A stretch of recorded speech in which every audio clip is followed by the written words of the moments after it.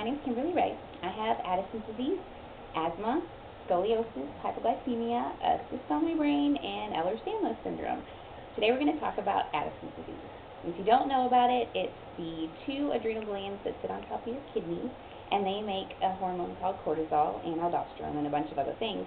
But cortisol is the main one, and it's important for pretty much every cell in your body. And if your adrenal glands don't work right, it affects everything. So having Addison's disease means that a lot of times you can't fight sickness very well, you're very fatigued, you've got all kinds of symptoms on all the different parts of your body.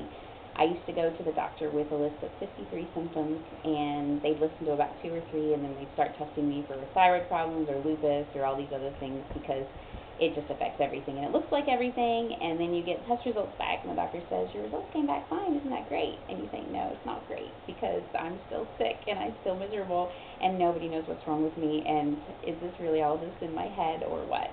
It often takes Addisonians about, 10 years or more to get diagnosed, just because it's such a rare condition, and if people do know about it, they probably know about it because John F. Kennedy had it. Now, what does Addison's mean for an everyday life? It kind of depends.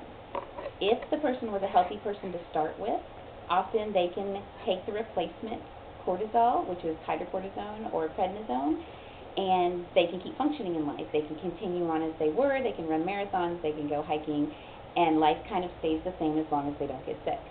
But for a lot of us, and I say probably most of us, Addison's is just one of other things. We have autoimmune diseases, or we have other conditions that cause the Addisons, or the Addisons cause them, and it's kind of this big old domino effect. And because of that, our lives are completely defined by being sick, being ill, living with a disease, whatever you want to call it. But as you can see, we don't look sick. Now, something you might want to know is that they say almost 1 out of every 2 people in America has some kind of chronic illness, and over 90% of those are invisible illness, which means we don't look sick, but we are. My day is defined by disease. I have a 3-hour schedule. I have pills that I take. I have diet that I have to follow. And then in between the 3 hours, there's the responding to all the symptoms throughout the day. Does this symptom fit with this problem or with this problem, and what am I supposed to do about it? And then living with the ramifications of whatever I did or didn't do about it, and if I picked the wrong thing, and it can get really overwhelming and stressful, which is a problem because with Addison's, it is a disease that is affected by stress. To go back to the defining factor, if you don't know, cortisol is the hormone that helps you deal with stress. And when they talk about stress, it's basically any time your body has to adapt to change. So it's not just stress like somebody pulls out in front of you in traffic or somebody gets angry with you. It's the stress of the temperature changing and the stress of your schedule changing if you didn't sleep well a certain night, or if something changed with your schedule. So for those of us who live with illness, we're supposed to try to make things as even keel as possible, but of course life doesn't work that way, and so we have to respond. There are basically 3 different ways you're living with Addison's at any given point. One is when you're stable. You're taking a physiological dose of hydrocortisone, which means the replacement of what your body would produce if you were healthy, and you go through your day and you try not to do too much and wear yourself out, and things are pretty okay. I am very rarely in the stable category.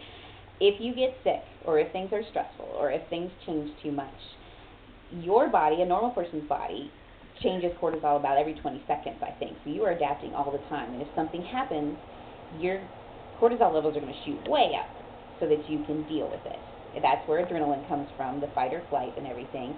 For us, we don't have that option. When you take replacement hydrocortisone, or if your adrenals just don't work anymore, they get atrophied, your body's not producing what you need. And so you have to adapt your own medication according to what your body would normally do. So if, for example, if you get an infection, if you get a sickness, you have to double your medication. If things get really bad, like when my asthma flares up, sometimes I'm tripling. If you're taking surgery, you're taking a stress dose, which is usually more than triple, 3 times a day so that your body can function. And sometimes you need a stress dose to survive. If really bad things happen and you don't have what you need, you die. That's pretty basically it. So when you're sick, you have to go up and you need to be careful, and your immune system's compromised and everything changes. A doctor's usually not going to be able to help that much. I've asked lots and lots of them, and even my endocrinologist says Addison's is a trial and error disease. So I am my own doctor, and you just go up and down and you do the best you can. Sometimes you don't choose well, sometimes you do, and you make the best of it. Then there is tapering. When you do finally start getting better, you need to go back down to your stable dose as soon as possible. And while you're doing that, you're going to get to go through drug withdrawals. That's what I'm doing right now, and it's really not exciting. But you go as quickly as you can, but you also have to go slow enough that you don't compromise your body and get sick and have to go way back up again. So again, it's very overwhelming, and it can be a real challenge. But those of us who are sick, we try to, well, at least we should, try to not be defined by it. It's like Addison's is something that I have. It's not really who I am. But then again, it kind of is who I am. You know, a lot of what I'm going through is responding to medication or responding to sickness, and I have to learn to be above it, in a sense, and that's where my faith in God is everything. And I'm so grateful to the Lord and to Christ, because without Him, I don't think I would have enough hope to be able to live with this, because it does get hard, and it does get overwhelming, and there are nights when you're up and you just feel miserable, and you are tapering, and you know, this too shall pass, but then again, you're going to get sick again, and it's going to start all over again, and sometimes you want to think it's not fair, and yet, because of God, and because of His Word, and His promises, and His presence, I know that for one, I am loved with an everlasting love, and so are you. And for another, I know that God has a purpose in all of this, even in my pain, even in my disease, and I'll talk about that in another video. It's really been amazing what God has done through this and why I'm actually even grateful for it at this point. And then best of all is because of God and because of His Word and because of His Son, Jesus Christ, I know that this isn't all there is. This life isn't the best. The best stuff's coming. I get to go to heaven forever, and when I get there, I'm going to get a new body that has no pain and no sickness and no Addison's disease. And so I can live here and now doing what God wants me to do, ministering to other people, because I know that right now I have a job to do. And then later, I get happily ever after. All of God's kids get happily ever after. And so for you, if you are living with disease or chronic illness or anything of the kind, struggling, there is hope. The hope comes through God. I'm not going to say there's hope for your disease, you're going to get instantly better, or, if you do yoga, or if you do essential oils, if you do all this stuff, everything's going to be fixed, because for some of us it's not that way.